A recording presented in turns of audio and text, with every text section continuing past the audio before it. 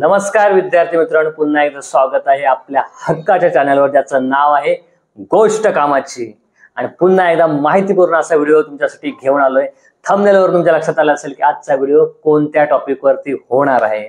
तर आजचा जो व्हिडिओ आहे ते आहे गुप्तचर विभागामध्ये जी भरती होणार आहे त्या संदर्भातला हा व्हिडिओ आहे। आणि पदाचं नाव आहे assistant central intelligence officer grade 2 executive. याची एग्जाम होणार आहे 2025, त्याबद्दल होणार आहे हा व्हिडिओ।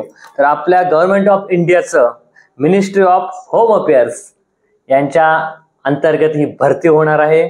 त्याचं शॉर्ट फॉर्म आहे त्या पदाचं ACIO ग्रेड 2 पद आहे। हे अतिशय महत्त्वाचं पद आहे आणि जे गुप्तचर विभाग असतो अतिशय महत्त्वाचा विभाग असतो। आपल्या ज्या देशा सुरक्षिततेच्या दृष्टिकोनातून महत्त्वाची कामगिरी बजावतात ते गुप्तचर विभाग, त्याच्यामध्ये होणार आहे ही भरती आणि त्याबद्दल आपण आज माहिती घेणार आहोत। तर एकूण पद आहेत 3717, म्हणजे जवळजवळ मेगा भरती म्हणावी लागेल। 3717 पदांची भरती होणार आहे ACIO या पदाची, त्याबद्दल माहिती घेऊ आपण। तर फॉर्म ओपन झालेले आहेत। फॉर्म भरण्याची तारीख आहे 19 जुलै 2025। 19 जुलै 2025 ते 10 ऑगस्ट 2025 या दरम्यान तुम्हाला ऑनलाईन फॉर्म भरायचे आहेत। तर ऑनलाईन फॉर्म भरण्यासाठी ऑफिशियल वेबसाईट काय आहे तर www.mha.gov.in। त्याचप्रमाणे NCS चं पोर्टल आहे त्याच्यावरून देखील तुम्ही फॉर्म भरू शकता www.ncs.gov.in। डिस्क्रिप्शन मध्ये देखील आपल्या या ऑफिशियल वेबसाईट दिली जाईल, त्या ठिकाणी तुम्ही जाऊन पाहिलं सर्वप्रथम ती PDF डाउनलोड करा, त्याच्यामध्ये सर्व इन्स्ट्रक्शन दिलेले आहेत। त्याचबरोबर आपलं जास्तीत जास्त आपण माहिती देण्याचा प्रयत्न करू, परंतु अधिक माहितीसाठी तुम्ही PDF त्या ठिकाणी पहिल्यांदा डाउनलोड करा, त्याचा पूर्ण अभ्यास करा, त्यानंतरच फॉर्म भरायला तुम्ही सुरुवात करा। तर एकूण जागा तुम्हाला सांगितल्या 3717 जागांसाठी ही मेगा भरती होणार आहे। त्यासाठी शैक्षणिक पात्रता काय आहे तर शैक्षणिक पात्रता कोणत्याही शाखेतील तुम्ही पदवीधर असला पाहिजे। जो उमेदवार आहे तो कोणत्याही शाखेतील पदवीधर असला पाहिजे। या ठिकाणी टक्केवारीची कोणतीही अट त्या ठिकाणी दिलेली नाही आहे, फक्त तो उमेदवार पदवीधर असावा।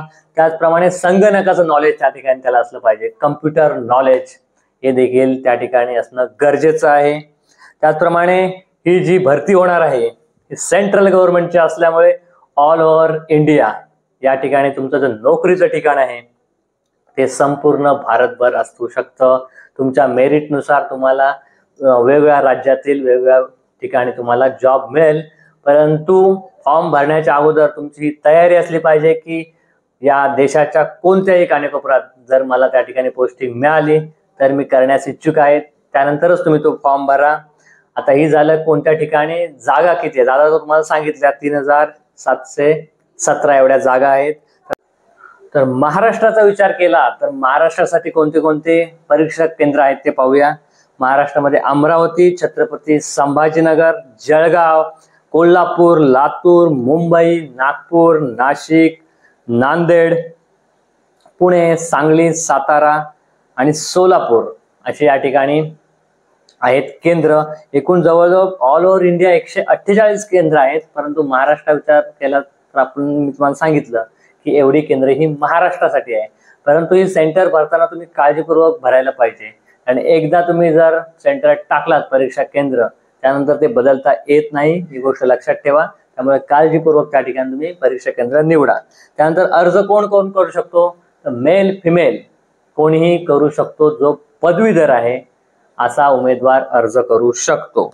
त्यानंतर या ठिकाणी वेतन किती आहे तर 7th पे नुसार S7 मध्ये या ठिकाणी यांना वेतन श्रेणी आहे।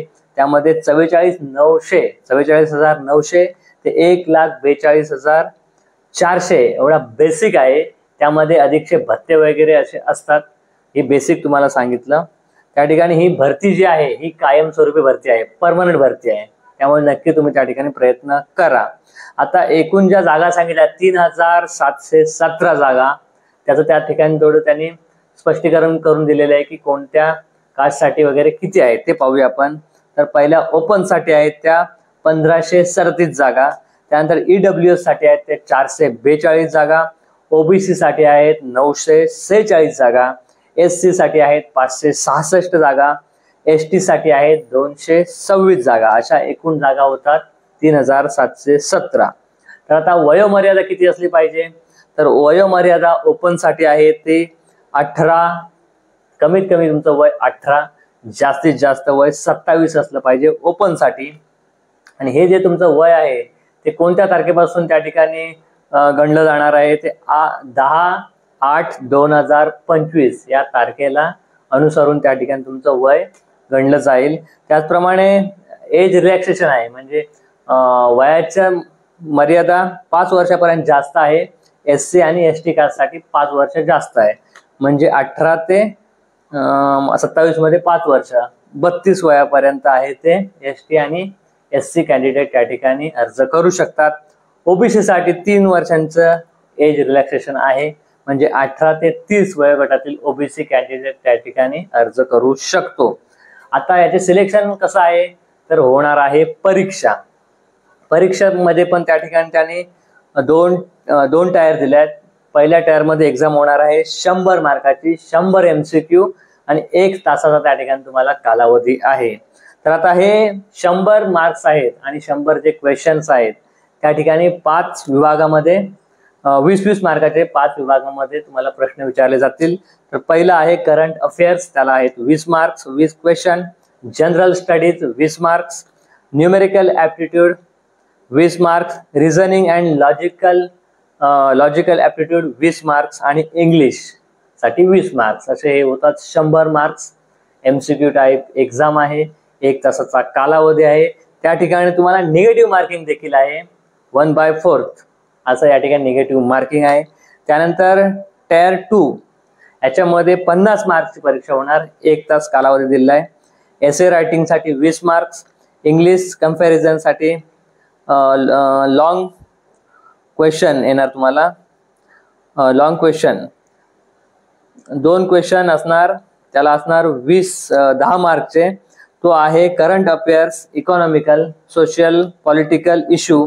याच्यावरती तुम्हाला 20 मार्क्सचे प्रश्न विचारले जातील, म्हणजे हे 20, एसे रायटिंगचे 20, 40 आणि 1 इंग्लिश कम्पॅरिझन लॉंग क्वेश्चन असणार 10 मार्कचा.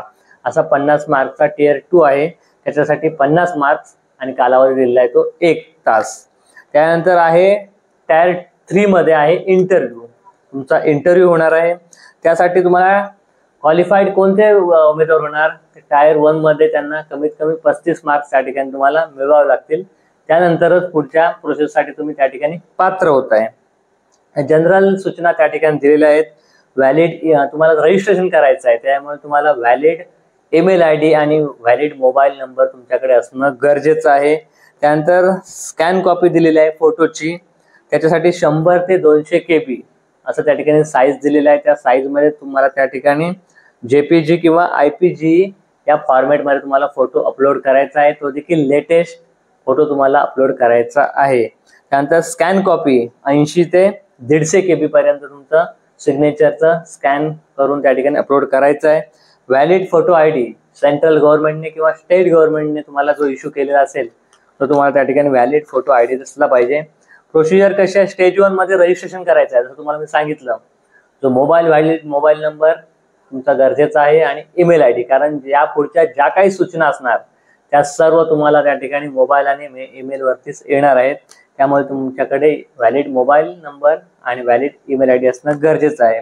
त्यानंतर completion of application form, registration केल्यानंतर त्या ठिकाणी रजिस्ट्रेशन कसं करायची ही पूर्ण प्रोसिजर त्या ठिकाणी PDF मध्ये दिलेली आहे, त्याचा पूर्ण पहिला तुम्ही अभ्यास करा. त्यानंतर एक्झाम फी पाहूया आपण. एक्झाम फी किती आहे? तर सर्व जे उमेदवार आहेत त्यांना रिक्रुटमेंट प्रोसेसिंग फी ही 550 सगळ्यांना आहे. त्याच्या व्यतिरिक्त जे पुरुष उमेदवार आहेत, ओपनचे, OBCचे आणि EWSचे, यांना एक्स्ट्रा 100 रुपये फी आहे, एक्झाम फी आहे. त्यामुळे ते 100 प्लस रिक्रुटमेंट प्रोसेसिंग फी 550 असे 650 रुपये कोणाला लागणार आहेत? जे पुरुष उमेदवार अनरिझर्व, ओपन, OBC आणि EWS.